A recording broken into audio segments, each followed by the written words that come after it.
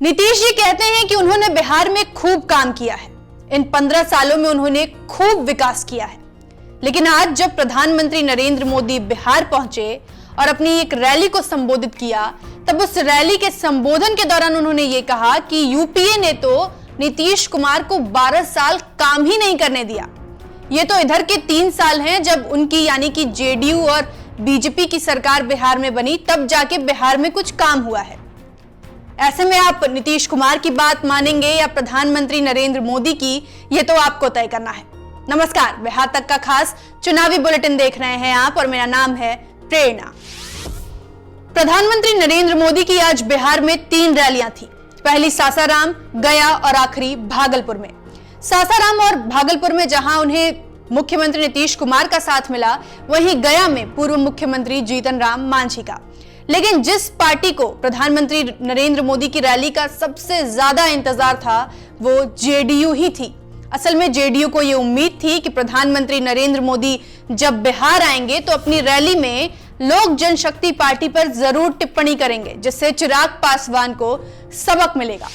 अब सबक का तो पता नहीं, लेकिन प्रधानमंत्री नरेंद्र मोदी जब बिहार पहुंचे और अपनी पहली रैली को संबोधित करना शुरू किया, तो उसके ठीक पहले अपने करीबी मित्र रामविलास पासवान को जरूर याद किया, जिसके बाद प्रधानमंत्री मोदी के इस जेस्चर को देखते हुए उनके हनुमान कहे तो चिराग पासवान काफी भावुक हो गए। चिराग ने ट्वीट कर लिखा कि वो प्रधानमंत्री की बातें सुनकर भावुक हो गए और उनके पिता के प्रति प्रधानमंत्री का सम्मान देखकर उन्हें काफी अच्छा लगा। यानी कुल मिलाकर जेडीयू की हसरत भी पूरी नहीं हुई और चिराग पासवान का कॉन्फिडेंस भी बूस्ट हो गया। अब हद तो तब हो गई जब प्रधानमंत्री मोदी ने यह कह दिया कि यूपीए सरकार ने तो नीतीश कुमार को 12 साल काम ही नहीं करने दिया। ये तो इधर के 3 साल थे जब बिहार में विकास मुमकिन हो पाया है। लेकिन नीतीश कुमार हैं जो अपने हर कार्यकाल पर अपनी पीठ थपथपाना नहीं भूलते। आम लोगों की राय भी यही है कि नीतीश कुमार ने अपने पहले कार्यकाल में शानदार काम किया था, तभी तो जनता ने उन्हें बार बार सत्ता के शिखर पर पहुंचाया। लेकिन प्रधानमंत्री की थ्योरी को तो क्या ही कहा जाए। तुम्हारे दावों में बिहार का मौसम गुलाबी है, मगर ये आंकड़े झूठे हैं, ये दावा किताबी है। ये शायरी अदम गोंडवी की है, लेकिन इसका बिहारीकरण राहुल गांधी ने किया है।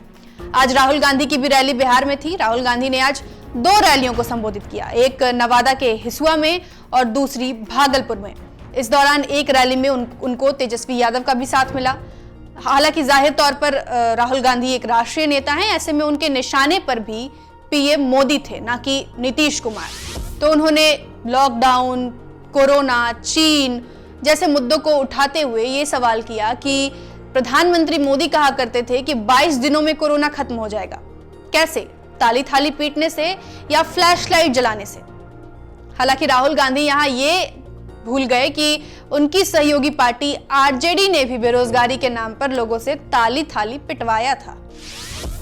करीब दर्जन भर रैलियों को संबोधित करने के बाद आज देर शाम तेजस्वी यादव ने पीएम मोदी की रैलियों का पोस्टमार्टम करने के लिए एक प्रेस कॉन्फ्रेंस बुलाई। इस प्रेस कॉन्फ्रेंस में तेजस्वी यादव ने प्रधानमंत्री नरेंद्र मोदी की उन बातों का जिक्र किया जिसका जिक्र करना या तो प्रधानमंत्री भूल जाते हैं या जानबूझकर भूल जाते हैं। असल में प्रधानमंत्री नरेंद्र मोदी 2014 के लोकसभा चुनाव के वक्त प्रचार करने मोतिहारी पहुंचे थे। यहां बंद पड़ी चीनी मिलों को देखते हुए उन्होंने कहा था कि जब उनकी सरकार बनेगी तो ये बंद पड़े जितनी भी चीनी मिल हैं उन्हें खोल दिया जाएगा, उन्हें खुलवा दिया जाएगा। तो अगली बार जब वो आएंगे यहाँ तो यहीं की बंद पड़ी चीनी मिल जब खुल जाएगी तो यहीं के चीनी से वो चाय पिएंगे। लेकिन अब तेजस्वी यादव ने यह सवाल किया है कि अब तो 6 साल हो गए, क्या हुआ उनके वादे का? क्यों नहीं खुली बिहार की मोतिहारी की चीनी मिल? अगर नहीं खोल पाए तो हम ये वादा करते हैं कि जब हमारी सरकार आएगी तो केवल मोतिहारी ही नहीं, पूरे बिहार में जितनी चीनी मिल बंद पड़ी हुई हैं उन्हें खोला जाएगा। एनडीए तेजस्वी के 10 लाख युवाओं को सरकारी नौकरी देने के वादे पर हमेशा उन्हें निशाना साधती है। ऐसे में तेजस्वी यादव ने भी आज बीजेपी के 19 लाख रोजगार देने के वादे पर सवाल किया है। तेजस्वी ने पूछा कि बीजेपी ये बताए कि उनकी जो अन्य बीजेपी शासित राज्य हैं वहां उन्होंने 5 साल में क्या 5 लाख रोजगार देने की भी गारंटी दी है? क्या 5 लाख रोजगार भी उन्होंने उन राज्यों में दिया है? इसके साथ ही तेजस्वी ने यह भी बताया कि अगर उनकी सरकार आती है तो नीतीश कुमार के दौर में जो एक ब्लैक एंड व्हाइट दौर है उससे हटकर तेजस्वी का जो दौर होगा, तेजस्वी यादव की सरकार का जो दौर होगा, उसमें 5G और आर्टिफिशियल इंटेलिजेंस की बात होगी। युवाओं को 5G और आर्टिफिशियल इंटेलिजेंस की तकनीक देखने को मिलेगी। अब बिहार चुनाव से जुड़ी कुछ और जरूरी खबरें। पीएम मोदी के रैली पर निशाना साधते हुए आज ओवैसी ने यह कहा कि प्रधानमंत्री नरेंद्र मोदी 2 घोड़े की सवारी कर रहे हैं और किसी एक घोड़े के सहारे वो बिहार पर राज करना चाहते हैं। बीजेपी के 19 लाख रोजगार का वादा भी यही दर्शाता है कि बीजेपी बिहार में अपना मुख्यमंत्री चाहती है और नीतीश कुमार को रिटायर कर देना चाहती है। प्रधानमंत्री जो है 2 घोड़ों की सवारी कर रहे हैं और एक घोड़े को ले जाकर कहीं दूर छोड़ देंगे और एक घोड़े पर बैठकर खुद बिहार पर राज करने का ख्वाब देख रहे हैं। दूसरी बात यह है कि खसीदे पड़े हैं नीतीश कुमार के ताल्लुक से, मगर अपना अलहदा इलेक्शन मैनिफेस्टो जारी करते और कहते हैं कि 19 लाख नौकरियां 1 साल में दे देंगे। तो इसकी ज़रूरत क्यों पड़ी? तो इससे साफ जाहिर हो रहा है कि बीजेपी अब ये चाहती है कि बिहार में वो अपना चीफ मिनिस्टर बना दे और नीतीश कुमार को ले जाकर घर में रिटायरमेंट उनका कर दे। ये पूरी प्रधानमंत्री और बीजेपी आरएसएस पर काम कर रही है। जीतन राम मांझी की हम पार्टी ने भी आज अपना मैनिफेस्टो जारी कर दिया। हालांकि खास बात यह है कि मैनिफेस्टो में अल्पसंख्यक वर्ग को लुभाने के लिए अलग से वादे किए गए हैं।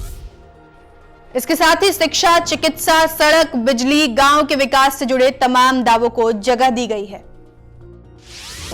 जन अधिकार पार्टी के सुप्रीमो पप्पू यादव ने आज दावा किया कि अगर उनकी सरकार बनती है तो निजी क्षेत्रों में भी वो आरक्षण लागू करेंगे, साथ ही शराब बंदी कानून को भी हटाएंगे।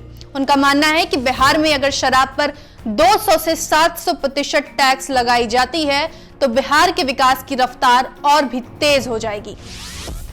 यूं तो नेताजी वोट यात्रा पर निकलते हैं तो 4 पहिया या हेलीकॉप्टर का सहारा लेते हैं, लेकिन लालू के लाल की तो हर अदा ही निराली है। कभी ट्रैक्टर, कभी साइकिल, तो अब नाव के सहारे प्रचार कर रहे हैं तेज प्रताप यादव। तेज प्रताप हसनपुर विधानसभा क्षेत्र से चुनाव लड़ रहे हैं। ऐसे में बाढ़ के पानी से घिरे हसनपुर के बिथान इलाके में तेज प्रताप नाव से प्रचार करने पहुंच गए। वहीं खड़े लोग तेज प्रताप के इस अनोखे अंदाज को खूब सराहते नजर आए। अब चुनाव से जुड़ी खबरों पर लगाएंगे ये विराम और चलेंगे अपनी चुनाव चिरैया के पास। आरजेडी ने अपने ट्विटर हैंडल पर आज एक पोस्टर शेयर किया। पोस्टर में कोरोना वैक्सीन की एक इमेज बनी है जिसमें लिखा गया है, बटन दबाओगे तभी मुफ्त में वैक्सीन पाओगे। पोस्टर को ध्यान से देखें तो वैक्सीन पर कमल का छाप भी बना हुआ है। इसके साथ ही आरजेडी ने लिखा है कि बटन दबाओगे तभी मुफ्त वैक्सीन पाओगे, भगाओ ऐसी मुनाफाखोर सरकार को। तो आज के बुलेटिन में बस इतना ही। मिलते हैं कल इसी वक्त दिन भर की चुनावी खबरों के साथ। शुक्रिया।